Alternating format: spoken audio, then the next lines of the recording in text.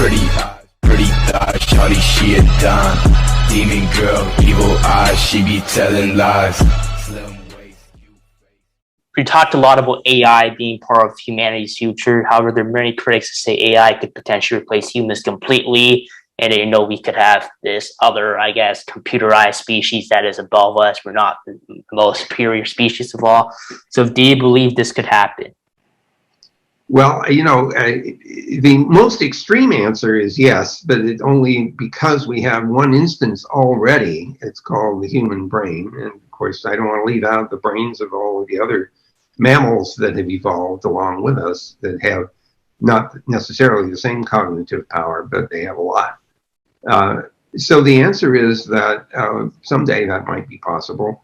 I don't think that the number of transistors on a chip compared to the number of neurons in the brain is a good metric, because the real magic of the brain is the connectivity of the brain. And we see that when we look at machine learning mechanisms, neural structures, multi-layer neural networks. It's the connectivity that makes it so powerful, not just the number of neurons that are in the system. So I am skeptical in the near term anyway, let's say in the next 100 years, that we will evolve intelligence that exceeds human capacity.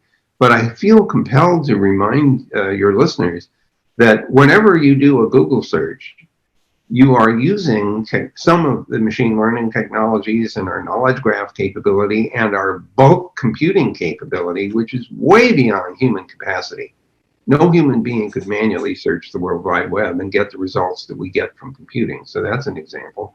What about machine translation? We do 100 languages or more at Google, and we can translate one into the other. We do that with varying degrees of success. It depends a lot on the source material available to build the machine learning translation networks. But the fact that Google Home, for example, and it's a smart speaker, you can interact with it, and it recognizes your voice, it parses it, and it will respond to things like, play Mozart, or please open the window, or please turn the television on. The fact that it can do that is in a way kind of augments your human capabilities. That's what JCR Licklider and oh dear, why am I just now drawing a blank on the guy that invented the mouse? I hate it when this happens. You'll have this problem when you get older too. I can't believe this. He said, Doug Engelbart. Douglas Engelbart is the guy I'm thinking of. So Licklider and Engelbart, back in the 1950s and 60s, both saw the potential of computers to augment human capability. Not to replace it, but to augment it. Now, we do have other folks who believe, as you were describing, that at some point the computers may exceed this capability.